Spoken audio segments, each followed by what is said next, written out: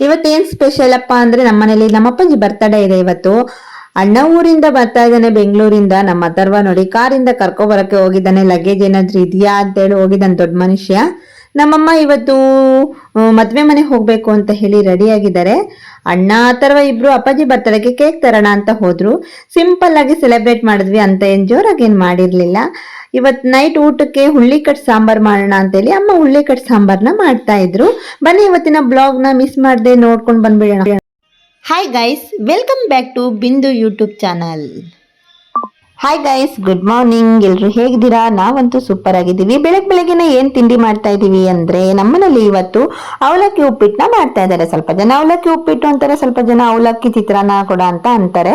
ಇವತ್ತಿನ ಬೆಳಗ್ಗೆ ತಿಂಡಿ ಇದಾಗಿತ್ತು. ನಮ್ಮಮ್ಮ ಇವತ್ತು ವಾರ ಆಗಿರೋದ್ರಿಂದ ಪೂಜೆ ಮಾಡ್ಬಿಟ್ಟು ಹಾಗೆ ಸ್ವಲ್ಪ ಮದ್ವೆ ಮನೆಗೆ ಹೋಗೋದಿದೆ, ಇವತ್ತೊಂದು ರಿಸೆಪ್ಷನ್ ಇದೆ ಅಂತ ಹೇಳ್ತಾ ಇದ್ರು. ಹಾಗಾಗಿ ಬೇಗ ಬೇಗ ರೆಡಿ ಆಗೋಕೆ ಪೂಜೆ ಮಾಡ್ತಾ ಇದ್ದಾರೆ. ನಮ್ಮ ಅಥರ್ವ ಇವಾಗಷ್ಟೇ ಎದ್ಬಿಟ್ಟು ಕುತ್ಕೊಂಡಿದ್ದಾನೆ.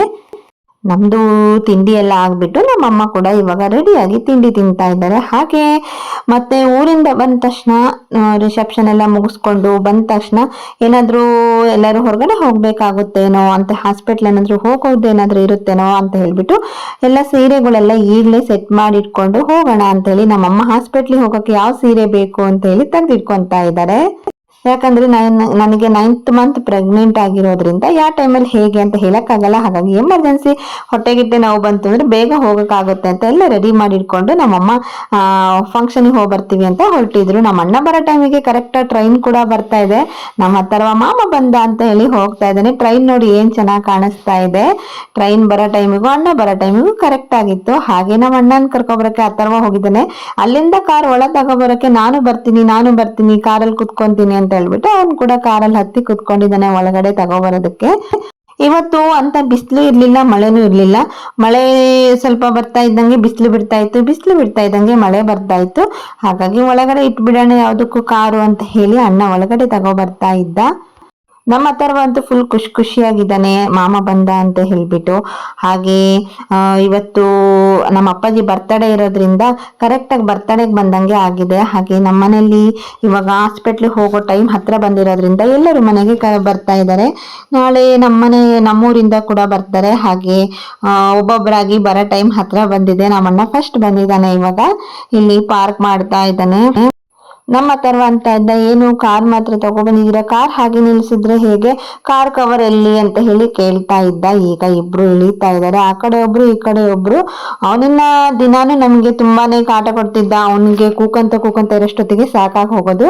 ಇನ್ಮೇಲಿಂದ ಅದಿರಲ್ಲ. ಅವನ ಜೊತೆ ಯಾವಾಗ್ಲೂ ಮಾಮ ಇರೋದ್ರಿಂದ ಮಾಮ ಅನ್ಕೊಂಡು ನಮಗೆ ಸ್ವಲ್ಪ ಫ್ರೀ ಟೈಮ್ ಸಿಗುತ್ತೆ. ಹಾಗೆ ನೋಡಿ ಗೋಧಿ ಹಿಟ್ಟನ್ನ ಹೇಗೆ ಹೊತ್ಕೊ ಬರ್ತಾ ಇದ್ದಾನೆ ಅಂತ ಹೇಳ್ಬಿಟ್ಟು. ಹಾಗೆ ಬರ್ಬೇಕಾದ್ರೆ ಸ್ವಲ್ಪ ಏನೋ ಲಗೇಜ್ ತಗೊಬಂದಿದ್ದೆ, ಲಗೇಜ್ನ ತಗೋ ಬರ್ತಾ ಇದ್ದಾನೆ. ಇನ್ನ ಅಥರ್ವ ಬಿಡೋದೇ ಇಲ್ಲ, ಇನ್ನ ಮಾಮನ್ ಜೊತೆಗೆ ಇರ್ತಾನೆ. ಯಾವ ಕೆಲಸ ಮಾಡಿದ್ರು ಅವನ ಜೊತೆಲಿ ಇಟ್ಕೊಂಡೆ ಕೆಲಸ ಮಾಡ್ಬೇಕು. ನಾವಂತೂ ಫುಲ್ ಫ್ರೀ ಅಂತಾನೆ ಹೇಳ್ಬೋದು. ಇವತ್ತು ಸ್ಕೂಲು ಇಲ್ಲ, ಹಾಗಾಗಿ ಫುಲ್ ಫ್ರೀ ಆಗಿದ್ದಾನೆ ನಮ್ಮ ಅಥರ್ವ.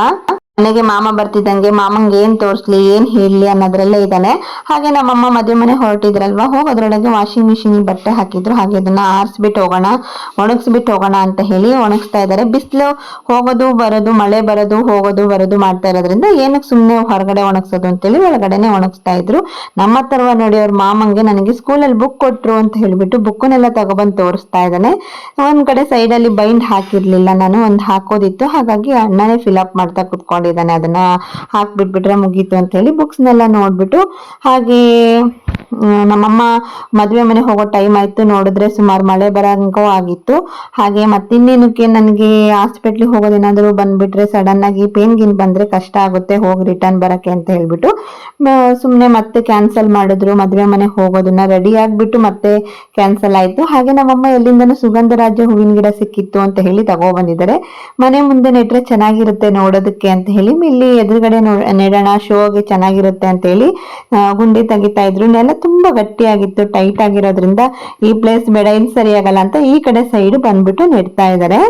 ಇವತ್ ನೈಟ್ ಊಟಕ್ಕೆ ಏನ್ ಮಾಡೋದು ಅಂತ ಹೇಳಿ ಅನ್ಕೊಂತಾ ಇತ್ತು. ಹಾಗೆ ಇವತ್ತು ಹುಳ್ಳಿಕಟ್ ಸಾಂಬಾರ್ ಮಾಡೋಣ ಅಂತ ಹೇಳಿ ಹುಳ್ಳಿಕಟ್ ಸಾಂಬಾರ್ ಮಾಡಕ್ಕೆ ಹುಳ್ಳಿಕಾಳನ್ನ ಆರ್ಸಕ್ಕೆ ಅಮ್ಮ ಹುಳ್ಳಿಕಾಳು ಕೊಟ್ಟಿದ್ದಾರೆ. ಇವತ್ತು ಅಪ್ಪಾಜಿ ಬರ್ತಡೇ ಇತ್ತಲ್ವ, ಅಪ್ಪಾಜಿಗೂ ಕೇಕ್ ಕಟ್ ಮಾಡಿಸಿದ್ರೆ ಅಪ್ಪಾಜಿ ಫುಲ್ ಖುಷಿಯಾಗಿರ್ತಾರೆ ಅಂತ ಹೇಳಿ ಕೇಕ್ ತಗೋಬರಕ್ಕೆ ಅಣ್ಣ ಅಥರ್ವ ಇಬ್ರು ಹೋಗ್ತಾ ಇದ್ದಾರೆ. ಹಾಗಾಗಿ ಇಬ್ರು ರೆಡಿ ಆಗ್ತಾ ಇದಾರೆ. ನಮ್ಮ ಅಥರ್ವ ಇಲ್ಲೇ ಎಲ್ಲಿದೆ ಕೀ, ಕಾರಲ್ಲಿ ಹೋಗೋಣ ಸ್ಕೂಟಿಲಿ ಹೋಗೋಣ ಅಂತ ಹೇಳ್ಬಿಟ್ಟು ಕೀ ತೋರಿಸ್ತಾ ಇದ್ದಾನೆ. ನಮ್ಮ ಅಪ್ಪಾಜಿ ಫುಲ್ ಖುಷಿಯಾಗಿದ್ದಾರೆ. ಏನೋ ಒಂಥರ ಅವರು ಪೇಷಂಟ್ ಆಗಿರೋದ್ರಿಂದ ಈ ತರ ಸೆಲೆಬ್ರೇಟ್ ಮಾಡಿದ್ರೆ ಏನೋ ಒಂಥರ ಖುಷಿಯಾಗಿರ್ತಾರೆ. ಅಪ್ಪಾಜಿಗೆ ಅಮ್ಮ ಹಾಲು ಕೊಡಕ್ಕೆ ಪ್ರೋಟೀನ್ ಪೌಡರ್ ಅನ್ನ ತೆಗಿತಾ ಇದ್ದಾರೆ. ಇದು ಒಂಥರ ಚಾಕ್ಲೇಟ್ ಫ್ಲೇವರ್ ವೀಟ ಚೆನ್ನಾಗಿರುತ್ತೆ. ಇವನು ಇನ್ನ ಸ್ಲಿಪ್ಪರ್ ಹಾಕೊಂಡು ಹೊರಟ. ಯಾರಾದ್ರೂ ಹೊರಗಡೆ ಹೋಗೋದನ್ನ ಕಾಯ್ತಾ ಇರ್ತಾನೆ. ಈ ತರ ಯಾರಾದ್ರೂ ಮನೇಲಿ ಒಬ್ರು ಇದ್ರು ಹೊರಗಡೆ ಓಡಾಡೋರು ಅಂದ್ಬಿಟ್ರೆ ಇನ್ ಯಾರ ಜೊತೆನೂ ಸೇರೋದಿಲ್ಲ, ಹೊರಗೆ ತಿರ್ಕೊಂಡು ಆರಾಮಾಗಿ ಇದ್ಬಿಡ್ತಾನೆ. ಸ್ಕೂಟಿಲಿ ಅಂದ್ರೆ ನನಗೆ ತುಂಬಾ ಇಷ್ಟ ಕಾರ್ಗಿಂತ. ಈ ತರ ಸ್ಕೂಟಿಲಿ ಹೋದ್ರೆ ಏನೋ ಒಂಥರ ಅವನಿಗೆ ಮಜಾ.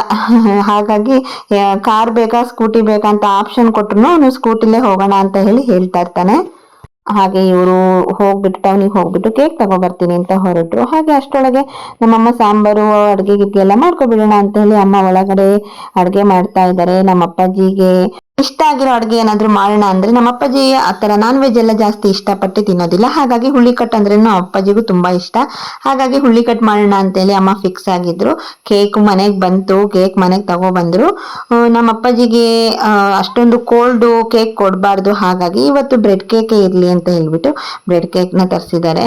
ಯಾಕಂದ್ರೆ ಕೋಲ್ಡ್ ತಿಂದ್ರೆ ಮತ್ತೆ ಅಪ್ಪಾಜಿ ಕೋಲ್ಡ್ ಆಗುತ್ತೆ ಅಂತ ಹೇಳ್ಬಿಟ್ಟು ಆತರ ತರಿಸಲಿಲ್ಲ, ಬ್ರೆಡ್ ಕೇಕ್ ನ ತರಿಸಿದ್ದಾರೆ. ನಮ್ಮಮ್ಮ ಎಲ್ಲ ಟೇಬಲ್ ಇಟ್ಬಿಟ್ಟು ರೆಡಿ ಮಾಡೋಣ ಅಂತ ಹೇಳಿ ಮಾಡ್ತಾ ಇದ್ದಾರೆ. ನಮ್ಮ ಅಪ್ಪಾಜಿ ನೋಡಿ ಹೇಗ್ ಕುತ್ಕೊಂಡಿದ್ದಾರೆ ಅಂತ ಹೇಳ್ಬಿಟ್ಟು.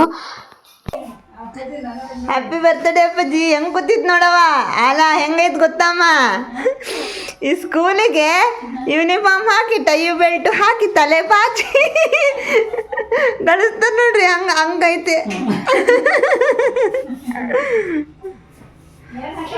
ಹಾಗೆ ಇವತ್ತು ಅದೇ ಬರ್ತ್ಡೇ ಇರೋದ್ರಿಂದ ಪೇಷಂಟು ಅನ್ಕೊಂಡು ಹಾಗೆ ಬಿಟ್ರೆ ಸ್ವಲ್ಪ ಅವ್ರ ಮೂಡು ಚೆನ್ನಾಗಿರಲ್ಲ. ಹಾಗಾಗಿ ಸ್ವಲ್ಪ ಕೇಕ್ ತಗೊಬಂದ್ಬಿಟ್ಟು ಅವರಿಗೂ ಖುಷಿ ಪಡಿಸಿದ್ರೆ ಅವರು ಕೂಡ ಆಕ್ಟಿವ್ ಆಗಿರ್ತಾರೆ ಅಂತ ಹೇಳ್ಬಿಟ್ಟು ನಮ್ಮಕ್ಕ ಇವತ್ತು ಕೇಕ್ ಕಟ್ ಮಾಡಿಸ್ರಿ ಅಂತ ಹೇಳಿ ಹೇಳ್ತಾ ಇದ್ಲು. ಹಾಗಾಗಿ ಸರಿ ಅಂತ ಹೇಳ್ಬಿಟ್ಟು ನಮಗೂ ಕೇಕ್ ಕಟ್ ಮಾಡಿಸ್ಬೇಕು ಅಂತ ಅನಿಸ್ತಾ ಇತ್ತು. ಹಾಗಾಗಿ ಕಟ್ ಮಾಡಿಸ್ಬಿಡೋಣ ಅಂತ ಹೇಳಿ ಕೇಕ್ ತಗೊಬಂದಿದ್ದಾನೆ. ಬರ್ತಡೆಗೆ ನಮ್ಮ ಅಪ್ಪಾಜಿ ಬರ್ತಡೇ ಆದ್ರೂ ನಮ್ಮ ಅಥರ್ವ ನೋಡಿ ನಾನೇ ಕಟ್ ಮಾಡ್ತೀನಿ ಕೇಕು, ನನ್ನ ಬರ್ತಡೇ ಅಂತ ಹೇಳ್ಬಿಟ್ಟು ಅವ್ನು ಕುತ್ಕೊಂತಾ ಇದ್ದಾನೆ. ಅವನಿಗೆ ಯಾವಾಗ್ಲೂ ಅಷ್ಟೇ, ಯಾರು ಬರ್ತಡೇ ಮಾಡಿದ್ರು ಅಷ್ಟೇ ಕೇಕ್ ತಂದ್ರೆ ಸಾಕು, ನನ್ನ ಬರ್ತಡೇ ನಾನೇ ಕೇಕ್ ಕಟ್ ಮಾಡೋದು ಅಂತ ಹೇಳಿ ಏನೋ ಒಂದು ಹೇಳ್ತಾನೆ ಇರ್ತಾನೆ. ಇವತ್ತು ನಮ್ಮ ಅಪ್ಪಾಜಿ ಬರ್ತಡೇ, ಹಾಗೂ ಸುಮ್ಮನೆ ಆದ ಪರವಾಗಿಲ್ಲ, ಇಲ್ಲಾಂದ್ರೆ ಬೇರೆ ಯಾರು ಬರ್ತಡೇ ಆದ್ರೂ ಅವನೇ ಕೇಕ್ ಕಟ್ ಮಾಡೋದು, ಬೇರೆ ಬರ್ತಡೇ ಸೆಲೆಬ್ರೇಟ್ ಮಾಡ್ಕೊಳ್ಳೋದು, ಈ ತರ ಆಗ್ತಾ ಇತ್ತು. ನೋಡಿ ಎಷ್ಟು ಖುಷಿಯಾಗಿದ್ದಾರೆ. ಯಾವಾಗ್ಲೂ ಮನೇಲಿ ಪೇಷಂಟು ಅನ್ಕೊಂಡು ಪೇಷಂಟ್ ತಾನೇ ಟ್ರೀಟ್ ಮಾಡಿದ್ರೆ ಅವ್ರು ಯಾವಾಗ್ಲೂ ಪೇಷಂಟ್ ಆಗಿ ಇರ್ತಾರೆ. ಅವಾಗ ಈ ತರ ಖುಷಿಯಾಗಿ ಏನೋ ಒಂದು ಸೆಲೆಬ್ರೇಟ್ ಮಾಡೋದ್ರಿಂದ ಅವ್ರ ಮೂಡ್ ಕೂಡ ಫ್ರೆಶ್ ಆಗಿರುತ್ತೆ. ಇವತ್ತಂತೂ ನಮ್ಮ ಅಪ್ಪಾಜಿ ತುಂಬಾ ದಿನದಿಂದ ಇಷ್ಟೊಂದು ಖುಷಿಯಾಗಿ ಇರ್ಲಿಲ್ಲ. ತುಂಬಾ ದಿನ ಆದ್ಮೇಲೆ ಇವತ್ತು ನಾವು ಇಷ್ಟು ಖುಷಿಯಾಗಿರೋದನ್ನ ನೋಡ್ತಾ ಇದ್ದೀವಿ. ಯಾಕಂದ್ರೆ ನಮ್ಮ ಅಪ್ಪಾಜಿಗೇನು ಕೇಕ್ ತಿನ್ನೋದು ಅಂತ ಹೇಳಿ ಅಷ್ಟೊಂದೇನು ಇಷ್ಟ ಏನಿರೋದಿಲ್ಲ, ಆದ್ರೂ ಏನೋ ಒಂದು ಮಕ್ಳು ಮಾಡ್ತಿದಾರಲ್ಲ ನಾನು ಖುಷಿ, ಹಾಗಾಗಿ ಕುತ್ಕೊಂಡಿದ್ದಾರೆ. ಕೇಕ್ ಎಲ್ಲ ಮೊದ್ಲಿಂದ ಏನು ಇಷ್ಟಪಟ್ಟು ತಿಂದಿದ್ದೇನಿಲ್ಲ, ಈಗ್ಲಾದ್ರೂ ಅಷ್ಟೇನೆ. ಅವರಿಗೆ ಸ್ವಲ್ಪ ಫುಲ್ಲು ಸ್ಟ್ರೆಂತ್ ಎಲ್ಲ ಕಡಿಮೆ ಆಗಿಬಿಟ್ಟಿದೆ, ಹಾಗಾಗಿ ಸ್ವಲ್ಪ ಕಷ್ಟ. ಈ ಥರ ಎಲ್ಲ ಮ್ಯಾಚ್ ಬಾಕ್ಸಲ್ಲೆಲ್ಲ ಸ್ವಲ್ಪ ಟ್ರೈ ಮಾಡಿಸ್ತಾ ಇದ್ದಾನೆ ಅಣ್ಣ, ನೀವೇ ಸ್ವಲ್ಪ ಇದನ್ನ ಹಚ್ಬಿಡಿ ಸ್ಪಾರ್ಕು ಅಂತ ಹೇಳ್ಬಿಟ್ಟು ಅಪ್ಪಾಜಿ ಕೈಯಲ್ಲೇ ಮಾಡಿಸ್ತಾ ಇದ್ದಾನೆ. ಸ್ವಲ್ಪ ಕಷ್ಟ ಆಯಿತು, ಹಾಗಾಗಿ ಅಣ್ಣ ಬೇರೆ ಬೆಂಕಿ ಕಡ್ಡಿಯಲ್ಲಿ ಹಚ್ಬಿಟ್ಟು ನೀವೇ ಹಚ್ಚಿ ಇವಾಗ ಅಂತ ಹೇಳಿ ಕೊಟ್ಟಿದ್ದಾನೆ.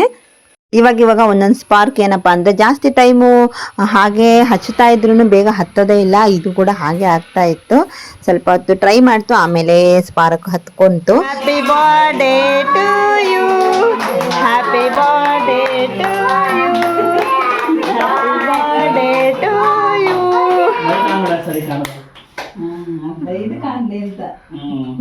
ಚೆನ್ನಾಗಿ ಕಾಣಲ್ಲ ಈ ಪಾಪ ನಮ್ಮ ಅಥರ್ವನೇ ಕಂಡಿಲ್ಲ, ಅಥರ್ವ ಕಂಡಿಲ್ಲ, ಹಂಗೆ ಮಾಡಿದೆ. ಇರ್ಲಿ ತಾಳ್ರಿ.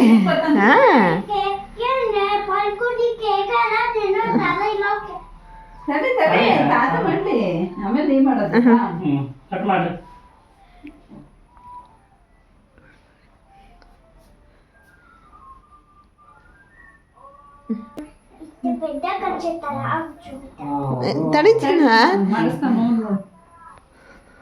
ಅಷ್ಟೆಲ್ಲ ಕಟ್ ಮಾಡ್ತಾರಾ?